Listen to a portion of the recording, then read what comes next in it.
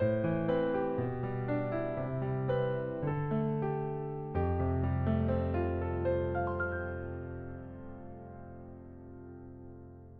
예배 자리에 나오신 여러분 모두를 환영하고 축복합니다.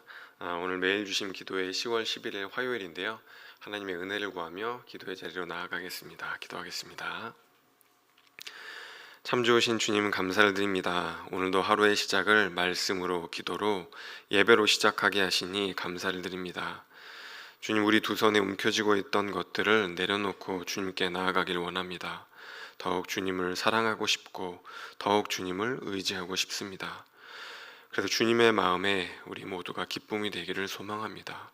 하나님, 우리 영혼을 주장하여 주시고 오직 우리의 영혼 깊숙한 곳에 아버지 하나님께 영광 돌리기를 원하는 마음 간절할 수 있도록 인도하여 주옵소서. 감사드리며 예수님 이름으로 기도하옵나이다. 아멘.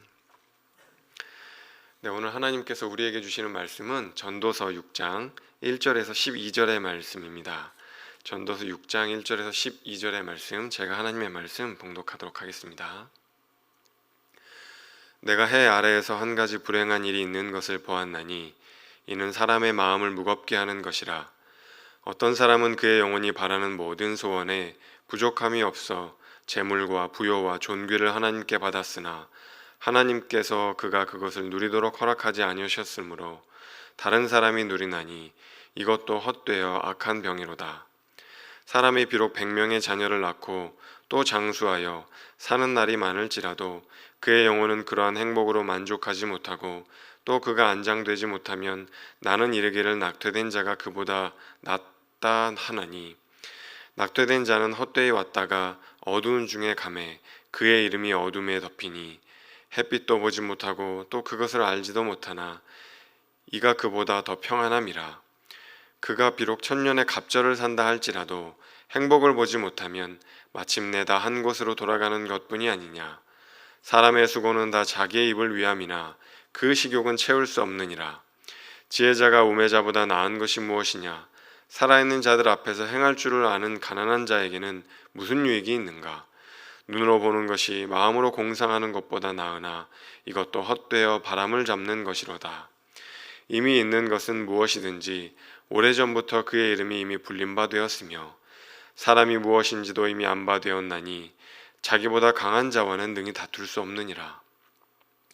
헛된 것을 더하게 하는 많은 일들이 있나니 그것들이 사람에게 무슨 유익이 있으랴.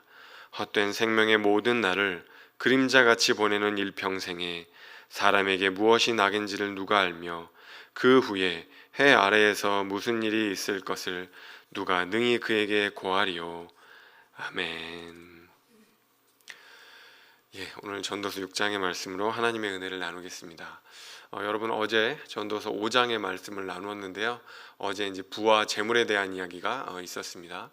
부와 재물은 중요하기는 하지만 부와 재물이 우리의 인생을 다스리면 안 된다라는 말씀을 드렸습니다. 오히려 우리가 부와 재물을 다스릴 수 있어야 한다, 이제 그런 말씀을 드렸죠. 세상은 돈에 인격을 부여해서 마음을 빼앗기고 또 돈을 사랑하고 이제 그렇게 되었지만 우리는 하나님과 재물을 겸하여 섬길 수는 없다는 사실을 기억하고 먼저 그의 나라와 그의 의를 구하는 삶을 살아야 한다, 이제 그런 말씀을 나누었습니다. 이제 전도서가 6장으로 넘어왔는데요. 절반 온 겁니다. 절반. 전도서의 절반이 왔다, 이렇게 생각하시면 됩니다. 전도서는 12장까지로 이루어져 있습니다. 그러니까 12장 중에 절반은 6장이죠. 그런 의미에서 절반이기도 하고요. 실제로 내용적으로나 이제 구성적으로 봤을 때도 전도서 6장은 전도서의 앞부분을 이제 정리하고 요약하는 이제 그런 기능을 합니다. 그리고 이제 내일부터는 이제 새롭게 전도서의 이제 후반부로 넘어가게 되는 거죠. 그러니까 오늘 전도서 6장 말씀을 보실 때 오늘 말씀은 전도서 전반부의 요약이구나, 이제 그렇게 생각하시면 됩니다. 전도서를 어떻게 요약하고 있는지 살펴보면 좋을 것 같습니다. 1절 말씀 이렇게 시작을 하고 있습니다. 내가 해 아래에서 한 가지 불행한 일이 있는 것을 보았나니 이는 사람의 마음을 무겁게 하는 것이라. 한 가지 불행한 일이 있다, 이제 그렇게 이야기를 하고 있죠. 어떤 불행한 일을 이야기를 하고 있는가? 예화를 이제 드는데요. 이런 예화를 들고 있습니다. 한 남자가 하나님께 많은 그 부와 재산을 이제 선물로 받습니다. 그러니까 부자가 이제 된 거죠. 근데 그것을 하나님께서 주시기는 주셨는데 누리게는 하지 못하셨다, 이렇게 얘기를 하는 거예요. 심지어 이 부를 받은 사람이 그 재산을 누리는 것이 아니라 다른 사람이 그 부를 누리도록 허락하셨다, 이렇게 얘기를 하는 거예요. 그러니까 소유주는 나인데 다른 사람이 그것을 누린다, 이렇게 이제 얘기를 하는 거죠. 어떻게 보면 부모님의 인생이 그런 것일 수도 있겠죠, 그렇죠? 부모님이 뭔가 이렇게 열심히 돈을 벌어서 본인이 누리기보다는 자녀들에게 그 혜택이 이렇게 공급되는 경우들이 많이 있잖아요. 그런 어쨌든 이야기를 이제 하면서 뭐라고 이야기를 하냐면, 이것이 얼마나 고통스러운 일인가, 이것이 얼마나 세번역 성경은 통탄할 만한 일인가, 이렇게 이제 이야기를 하고 있어요. 근데 하나님께서 그것을 왜 그렇게 하시는지에 대해서는, 그 이유에 대해서는 이야기를 해주시지를 않습니다. 저는 이 대목을 읽으면서 욥이 떠올랐어요. 욥이. 왜냐하면 재산이 많다 이런 이야기를 이제 하니까 하나님께서 욥에게 많은 재산을 주시고 또 많은 이제 자녀들을 주시고 이제 그렇게 하시잖아요. 근데 그것을 제대로 누립니까, 누리지 못합니까? 한순간에 잃어버리잖아요. 그러니까 굉장히 그것이 우리가 안타깝다는 것을 욥기를 읽으면서 많이 하게 되죠. 오늘 2절 말씀처럼 제대로 누리지 못하고 이제 고통을 당하는 그런 이제 모습을 보면서 욥이 우리 안에 이제 자연스럽게 떠오르게 되는 거죠. 물론 이제 욥은 영혼의 그런 이제 어두운 밤을 지나면서 하나님을 새롭게 만나기도 하죠. 그런데 이제 하나님께서 욥이 질문하고 탄식하고 하는 것들에 대해서 오랜 기간 이제 침묵을 하시잖아요. 왜 악이 득세하고 부조리한 현실이 난무하는지 하나님께서 이렇다 할 답변을 내놓으시지를 이제 않았던 거죠. 꼭 2절 말씀이 이제 그런 것과 같다는 생각이 들게 된다는 겁니다. 3절에 보면은 또 다른 불행한 이야기가 나오는데요. 이런 이야기예요. 누군가 이제 100명의 자녀를 낳았어요. 100명의 자녀를 낳고 장수를 하게 된다. 그러면 굉장히 어떻게 보면 이제 복받은 인생이다, 이렇게 이제 이야기할 수 있잖아요.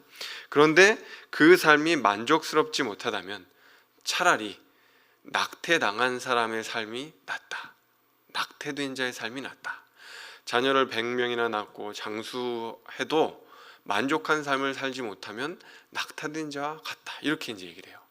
저는 이 부분 이제 묵상을 하면서 이건 좀 너무 심한 표현이 아닌가, 그런 생각이 들었어요. 여러분 그렇잖아요. 생각해보면 생각해볼수록 이거 좀 너무 심한 표현 아닌가, 이런 생각이 드는데 이 구절을 읽으면서는 여러분 누가 떠오르십니까?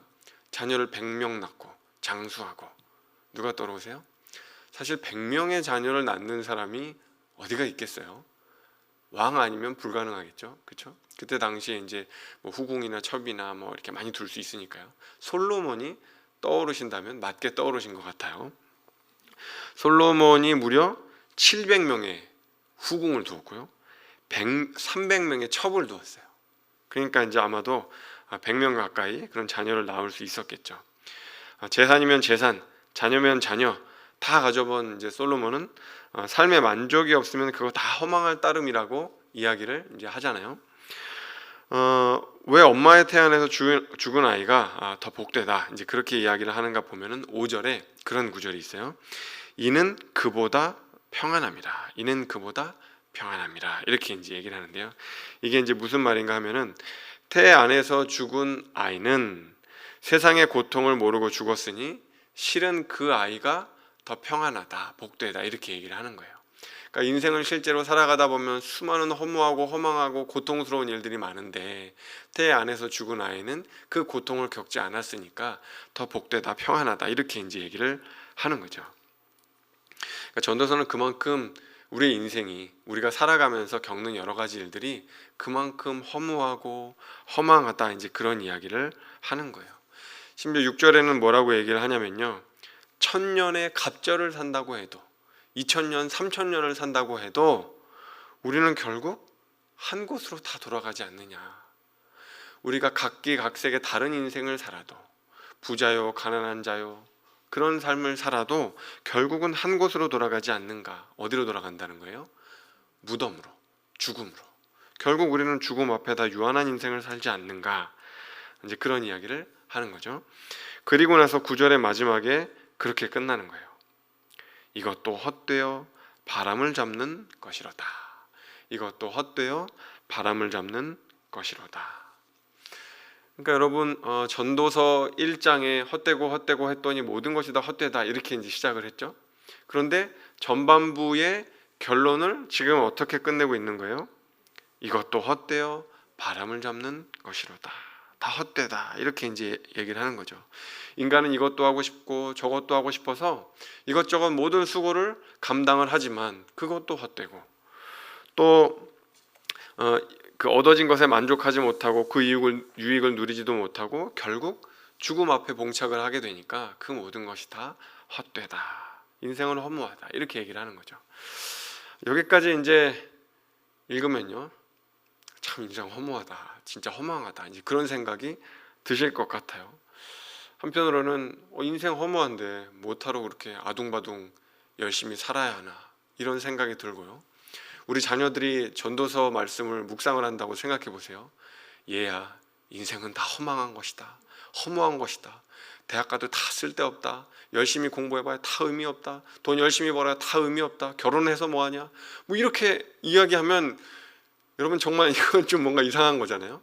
그러니까 인생에 허망한 거는 이제 전도서 기자가 솔로몬이 그렇게 평생을 살아보니 그렇게 얘기하는 거 알겠는데, 여러분 자녀들에게 그렇게 자녀 교육 하실 수 있겠습니까? 다 허무한 거니까, 다 쓸데없으니까 그냥 대충 살아, 뭐 이렇게 얘기하실 수 있겠어요? 그럴 수 없잖아요. 그래서 전도서는 허무에 빠지지 않기 위해서 새로운 시작을 해야 한다, 새로운 시작을 해야 한다, 그런 이야기를 하면서 앞부분을 맞춰요. 그러니까 전도서 6장을 맞춰요. 그러니까 9절로 끝나는 게 아니라 10절에서 12절 말씀이 또 있어요. 10절, 12절 말씀 읽지는 않을 텐데 이제 뭐라고 하냐면 이런 내용이에요. 사람이 자기보다 강한 자와 다툴 수 있겠느냐? 강한 자가 누굴까요? 또 12절은 뭐라고 하냐면 이 헛된 세상을 살아가며 무슨 일이 있을지 누가 알겠느냐? 누가 알겠느냐? 그렇게 얘기를 해요. 여러분, 이 세상을 살아가며 미래의 일들 누가 알 수 있다는 거예요? 우리가 알 수 있다는 거예요? 없다는 거예요? 없다는 이야기예요. 오직 창조주 하나님만이 아실 수 있다, 그런 얘기를 하는 거죠. 그러면 10절에 강한 자와 다퉈서는 의미가 없다. 그 강한 자를 누구를 지칭하는 거죠? 강한 자? 창조주 하나님. 창조주 하나님에 대해서 이야기를 하고 있는 거예요. 그러니까 사실 전도서에서 하고 싶은 이야기는 다 헛되니까 대충 살아라 이런 이야기가 아니고요. 창조주 하나님께 나아가지 않는다면, 창조주 하나님을 기뻐하는 삶을 살아가지 않는다면 이 인생은 사실은 헛된 것이다. 해 아래 인생은 다 헛된 것이다. 해 위를 바라보지 않는다면 해 아래 인생은 헛된 것이다. 사실 그 얘기를 하고 싶은 거예요. 인생을 막 허무주의를 조장하려고 하는 게 아니고요. 그래서 사실 7장 이후부터는 이 하나님에 대한 이야기가 많이 나오게 되는 겁니다. 어떤 목사님이 그런 이야기를 해요. 교도소에 가면 죄수들이 많이 있잖아요. 그렇죠? 죄값을 받으라고 오랜 기간 동안 감옥에 갇혀서 지내는 거죠. 그러면 교도소에 가면은 모두가 다 참여하고 내가 죄값을 받고 있다고 참여하고 그렇게 이제 할까요? 그렇지는 않더라는 거예요. 가보면 다들 억울하다, 나의 사유가 있다, 변명이 있다, 변명이 있고 다 나름의 이유가 있는 거죠. 그러면서 불평하고 원망하고 이제 그렇게 하루하루를 살아가더라는 거예요. 독방에 갇혀서, 감옥에 갇혀서 그렇게 원망하고 누군가를 또 저주하고 이제 분노하고 이제 그렇게 산다는 거죠. 그런데 그렇게 갇힌 삶을 살면서도 다른 삶을 살아가는 사람도 있더라, 이제 그런 이야기를 해요. 마치 교도소처럼 세상과 격리된 채 방에 갇힌 채 살아가지만 죄수는 아닌 어떤 다른 사람들이 있는데 이제 그게 누구냐면요, 수도자들이라는 거예요. 수도사들. 그렇죠? 여러분, 수도원에 가보면 어떻게 됩니까? 이 수도사들이 마치 독방 같은 곳에서 테이블 하나 딱 놓고 거기 성경책 하나만 딱 올려놓고 거기서 평생을 수도하며, 이제 어떻게 표현하면 돌을 닦으며, 예수 그리스도의 돌을 닦는 거죠. 그러면서 평생을 살아가요. 어떻게 보면은 교도소, 감옥에 갇혀 있는 사람들과 별반 다르지 않은 삶을 살아가는 것 같거든요. 근데 여러분, 죄수들은 그렇게 불평하고 원망하고 저주하고 분노하는데 여러분, 수도사들은 어떻습니까? 찬양하고 감사하고 기도하고 하나님의 말씀을 읊조리고 믿음의 고백이 끊어지지 않는다는 것을 이 목사님은 이제 본 거예요. 아, 그렇구나. 그러면서 여러분 우리가 깨닫게 되는 것이죠. 우리 마음속에 누가 있는가? 우리 안에, 속사람 안에 누가 있는가? 그리고 우리의 삶을 누가 다스리고 있는가? 거기에 따라서 달라지는구나. 우리 안에 누가 있느냐에 따라서 우리의 삶은 허무의 나락으로 떨어지기도 하고 불평의 나락으로 떨어지기도 하고 오히려 감사와 찬양과 기도하는 인생을 살아가게도 되는구나. 여러분, 그런 것이죠. 사랑하는 높은데 덕석의 성도 여러분 안에는 누가 계십니까? 여러분 마음속 영혼 깊은 곳 안에는 누가 계십니까? 그리고 여러분의 영혼을 다스리고 계시는 분은 누구라고 생각하십니까? 그분이 창조주 여호와 하나님이십니다. 내 안에 계신 분은 하나님이십니다라고 고백하실 수 있다면 설령 우리의 삶이 욥처럼 고통스러울지라도 우리의 인생에 결코 헛된 것은 아님을 여러분 잊지 않으셨으면 좋겠습니다. 창조주 하나님께서 우리의 고통 중에라도 삶의 의미와 또 앞날에 대한 소망을 오늘 하루 가운데 허락하여 주시기를 간절히 소망합니다. 기도하겠습니다. 주님, 이렇게 예배하고 기도하며 참 열심히 살아가고 있지만 때론 이 모든 노력이 무슨 의미가 있나 싶어 허망한 마음이 들 때도 있습니다. 왜 이렇게 열심히 살아야 하나 싶어 털썩 주저앉고 싶을 때도 있습니다. 주님, 간구하오니 이 아침에 하늘의 문을 여시고 그 소망의 문을 여시고 은혜를 부어 주옵소서. 주저앉은 자리를 털고 일어나 다시 주님 손을 붙잡고 또 우리에게 맡겨주신 하루를 살아갈 수 있도록 하나님 힘도하여 주옵소서. 쳇바퀴 돌듯 반복되는 하루 속에서 천국 보화를 날마다 발견할 수 있도록 하나님 도와주십시오. 우리 안에 계신 그 영광의 주님으로 인해 슬픔 많은 이 세상도 천국으로 화하도다 찬송하며 오늘 하루를 살아갈 수 있도록 아버지 하나님 은혜 더하여 주옵소서. 감사드리며 예수님 이름으로 기도하옵나이다. 아멘. 이제 각자의 기도 제목을 들고 더 깊은 기도의 자리로 나아가겠습니다.